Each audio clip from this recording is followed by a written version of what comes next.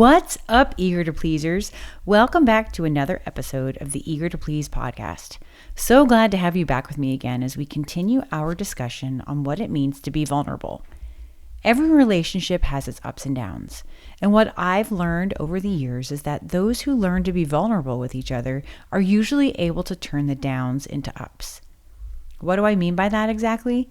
We've all heard the phrase, "You can be honest with me," used before in various ways, whether it's in a conversation with someone or in a therapy session. But what does it really mean? As someone who has struggled with perfectionism for years, being able to express my feelings openly was a challenge. I avoided conflict and difficult conversations because I was afraid of the outcome or the other person's reaction. I felt the constant need to maintain this unrealistic facade that everything was okay and that I didn't need help because that was the expectation of me. And as a result, most of my relationships didn't go deeper than surface level.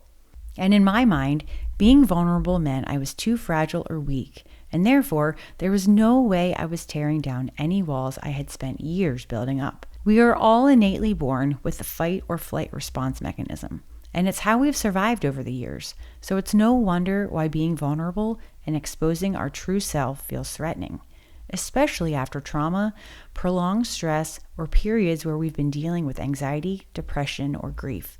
No one likes feeling unprotected. But what I've learned over time is that being emotionally open is really the foundation for authentic connection, inner peace, and lasting relationships. Most people are not mind readers, so learning to share with them how you're feeling opens the door for communication, conversation, and understanding. Learning to become more vulnerable is a skill, and that requires practice, just as it does learning to ride a bike. The more you allow yourself to open up, the better you'll get at it, and the safer you'll feel doing it. That's not to say that you need to overshare everything with everyone, but learning to be intentional with those who have earned your trust. How do I do this, you might ask? I'll share some advice from Brené Brown, a professor and author who has spent years researching and studying vulnerability, courage, shame, and empathy. She shares that vulnerability is the birthplace of love, belonging, joy, courage, empathy, and creativity. And it's important to recognize that facing vulnerability takes enormous courage. Let go of the constant worry about what other people think of you. Most people are focused on their own internal struggles, not you.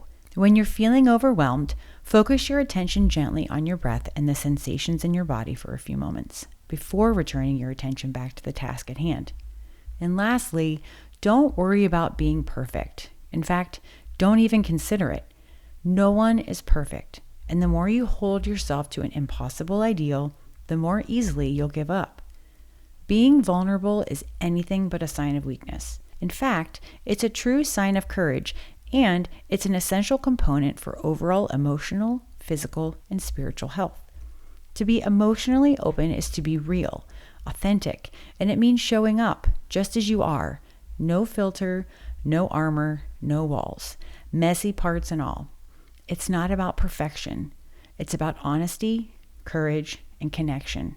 Start small and stay where it feels safe until you've learned to ride on your own without training wheels. Thanks for joining me for this episode. I'll see you back here for the next one. See you then.